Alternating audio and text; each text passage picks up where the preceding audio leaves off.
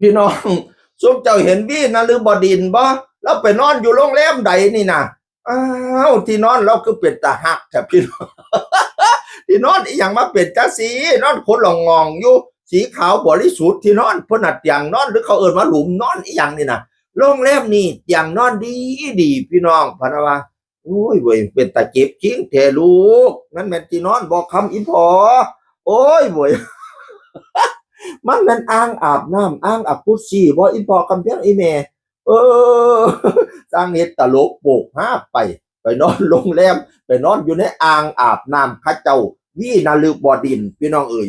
จักสิไปแสดงทั้งใดบุพอช่วงนี้ไปอยู่กับพี่ก้องหอยไล่กับเมี่ยงสกลบ่อนเก่าพี่น้องบ้านแล้วอยู่สกลก็เลยไปอยู่กับพี่ก้องเมี่ยงสกลเพราะอดีตข้าเจ้าเคยรวมงานกัน4ผู้บ่าวห่าวโด่งพี่นฤบดินก้องหอยไล่เบ้นเมี่ยงเลยเก่งกาฬสินธุ์4คนนำกันเนี่ยล่ะ4ผู้บ่าวห่าวโด่งบัดนี้ก้องหอยไล่ได้ดิบได้ดีเป็นศิลปินชื่อเสียงโด่งดังก็บ่ลืมน้องลืมนุงบ่ลืมหมู่ลืมซุ่ม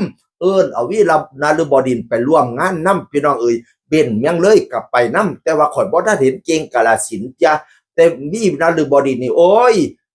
อยู่กับก้องหอยไล่โดนเติบเด็กช่วงเนี่ยนะนี่ไล่สดขายสินค้าตัวนั้นตัวนี้อ้ายผ้าเฮ็ดใหญ่ผ้าเฮ็ดกับเฮ็ดน้ำพี่น้องเอ่ย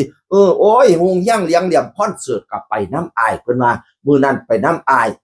ส้นบุรี5 ทุ่มถึงเที่ยงคืนไปร้องเพลงกับไอ้กองแล้วก็ดีใจโอ้ยดีใจให้คนฮู้จักวีนฤบดินพะนะว่านั่นน่ะโอ้ยก็สิฮู้จักแล้วเนาะชื่อเสียงโด่งดังเติบอยู่ครับอีพอ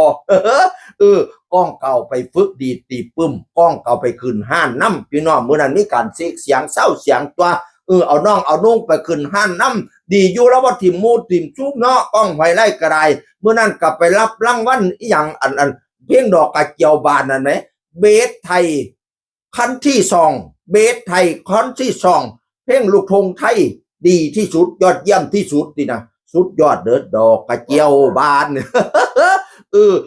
อันมีนฤบดินกับ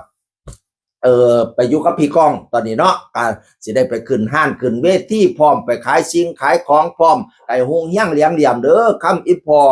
ฤดูกาลบางนึงนี่สิ้นฤดูกาลที่10แล้วก็ล่าลงจากหัวดาใบบอยเรียบร้อยกลับไปบ้านใช้ชีวิตสโลไลแล้วก็ร่วมงานกับพี่ก้องเพราะว่าเป็นหมอลำมันก็สิเมียแน่เนาะสอดแจ้งเนาะเงินงานหมอลำใจเกินร้อยก็หลายติดกันแล้วสุขภาพแล้วก็บ่ใครแข็งแรงปานใดดิก่อนหน้านี้ก็พักยกไปปีนไปกว่าเจ้าของช่วงนึงยังกลับขึ้นมาใจเกินร้อยอีกฤดูกาลที่แล้วฤดูกาลที่10เนี่ยไปได้ปีนึงก็ขอลาลงแล้วก็มาอยู่กับพี่ก้องหอยไล่ไปทางใดก็ติดตามคือเก่าล่ะเราบ่ได้มีดราม่าด่าหมอยกับผู้ใดเป็นศิลปินที่มีคุณภาพอีกคนนึงไปมาลาไหว้ไม่ได้ตนห้านนะตามกติกามารยาทพี่น้องเอ๋ยเสียงคือคนเก่าเว้าสู่ฟังสวัสดีครับ